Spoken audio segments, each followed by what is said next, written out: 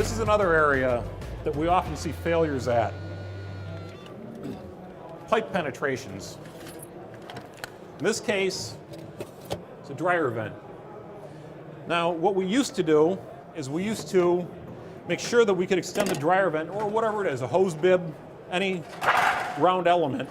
We'd make sure that we extended it out far enough that we could get a mounting block in back of it. No different than a light block. And we would flash that. We'd flash that into the weather barrier. We still do that, but we can go a step further, and we can actually, let me see if I can slide that in there just a little. We can actually put a two-piece flashing around here. Now, we're going to have more debate. I'll tell you right now, we're going to have more debate about this. This is essentially the detail we're looking for. We're going to go over the weather barrier on the bottom. We're going to lap the weather barrier on the top. No matter what I do, I'm always lapping the weather barrier over this. Remember? Shingle style, right? Okay. The illustration shows these components being installed in a vertical fashion. I've talked to several people here whose knowledge and experience I trust, and they all had issues with that detail. I'm not going to tell you that everything up here is 100%. There are different ways to do this. I don't like this vertical element, quite frankly, but you can do it horizontally, and this is really simple to do. What I did, I'm not going to lay it all out again, but what I did was I took a compass, I set it to the diameter of the dryer vent, and I laid this out. Now, on this piece, I've got exactly half a circle coming around. And the beauty of this, because we're flashing around projection, so it doesn't matter whether when we cut this, whether it's going to be installed vertically or horizontally, it's still going to work. This one is half the dimension, half the diameter of the vent, plus 2 inches, because we want 2 inches for the overlap. We'll cut it out. And this is where it's really handy to have a couple of different pairs of snips. I typically carry straights, which is what I'm using now, lefts and rights.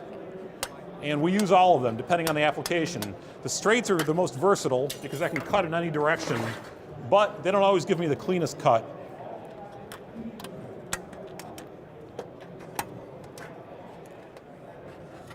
So go around, and again, I'm giving myself a little bit of room so I can fit in around that pipe. That's a 4-inch diameter dryer vent. I actually set my compass to, I think, 4 1/8. So we can cut this like so. The same rules apply. I'm going over the weather barrier on the bottom. I'm going over on the top, but I'll slit it. All right. Let me shear this off so we can get a better shot at that.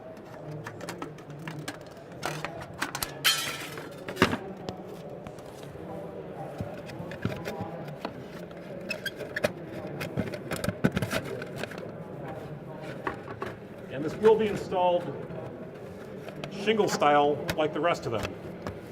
And you've got all this protection around the vent, plus the mounting block that we'll put on. We'll flash the mounting block in as well.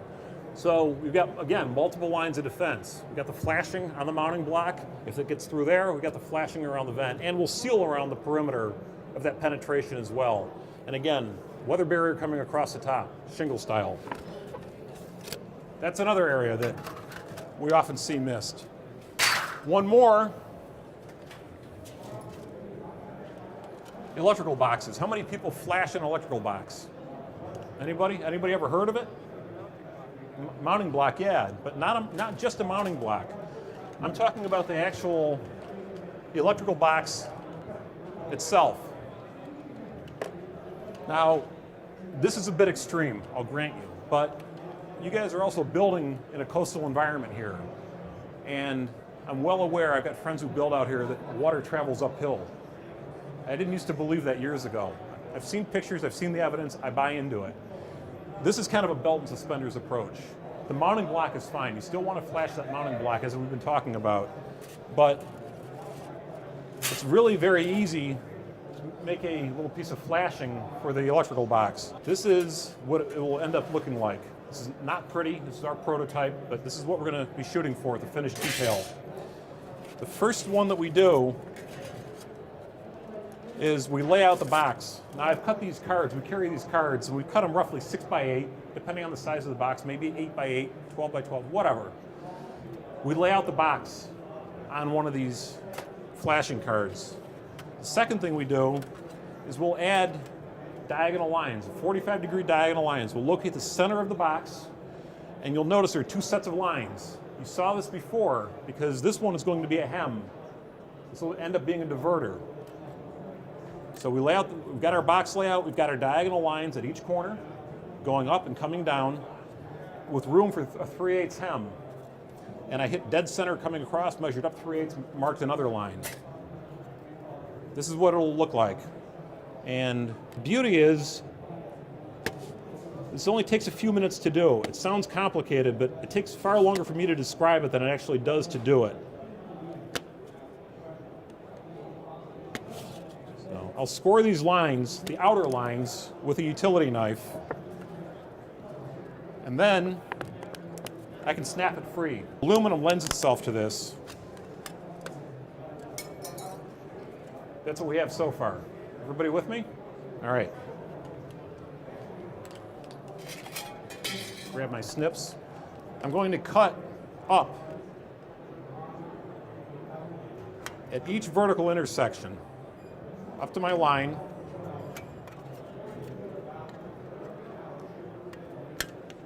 Left and right. Okay. Got that.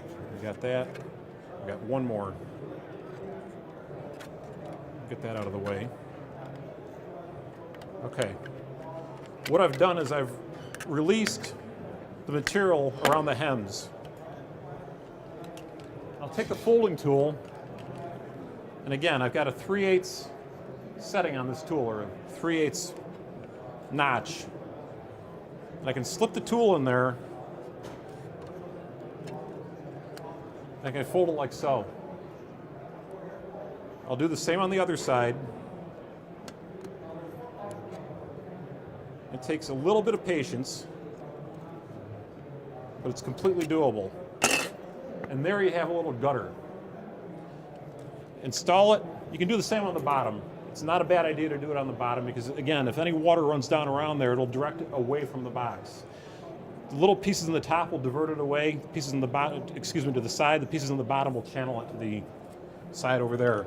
One more thing that I like to do that's not shown in that illustration is I'll take a dab of sealant at the very top, and I'll put a dab right up at the top. It'll actually act as like a little diverter, a bead.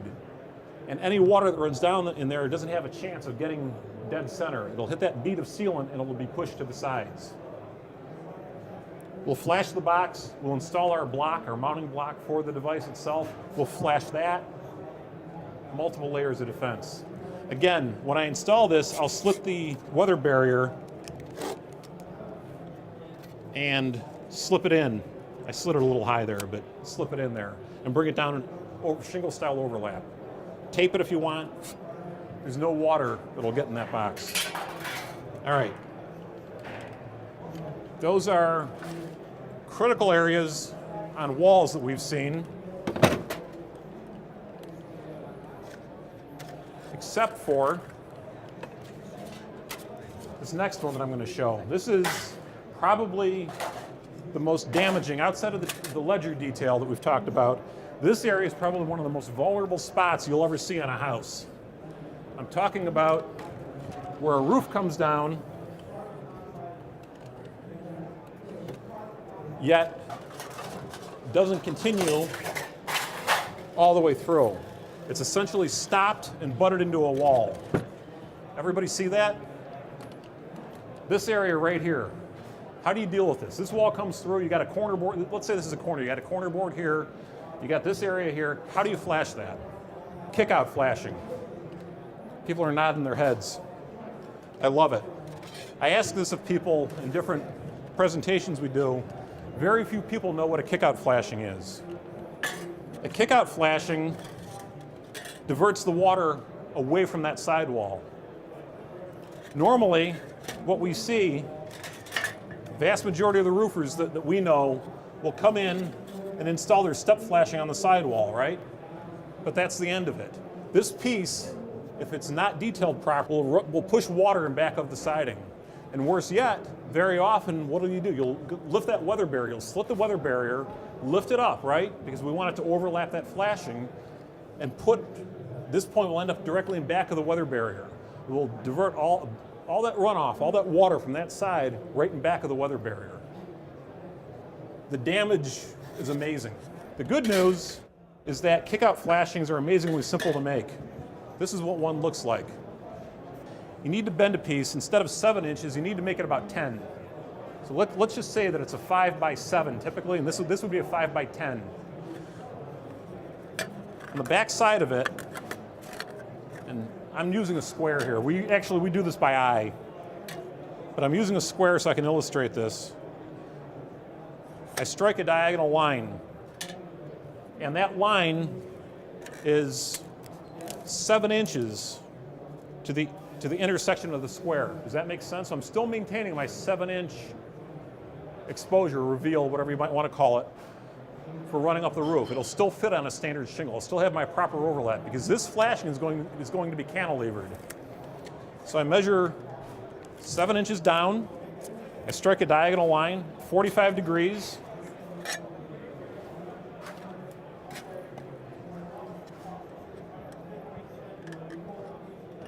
Pair of snips. And you fold the flashing on itself like so. Now, you need to somehow seal this or attach it. You can rivet it.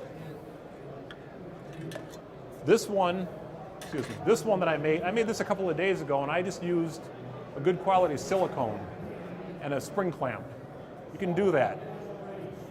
This will work, but you still have a really vulnerable point right here where you folded the aluminum on itself or the metal on itself. You can make these out of copper. I actually prefer copper. We'll sometimes make these and we'll solder them. That is about as good as it gets. If you do it, no matter what kind of material you use, the principles are all the same. We'll cut this back so that our finished flashing is like so. Okay? And I'm going to take the one that I made, and it gets installed on the sidewall on top of the first course of shingles, but remember the 7-inch mark. Let's say that's right here. The remaining, it's about 2 inches or so by the time you're done forming it and folding it. The remaining 2 inches or so projects beyond the wall.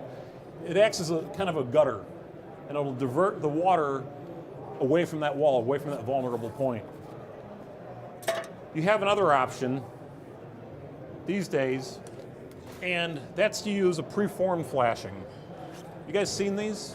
These are PVC kickout flashings. They install in the same fashion as any of the other ones, but you see how big these things are? These give you a ton of protection, just a ton. And the nice thing is you can actually trim, because they're PVC, you can trim this to a profile that's not very objectionable.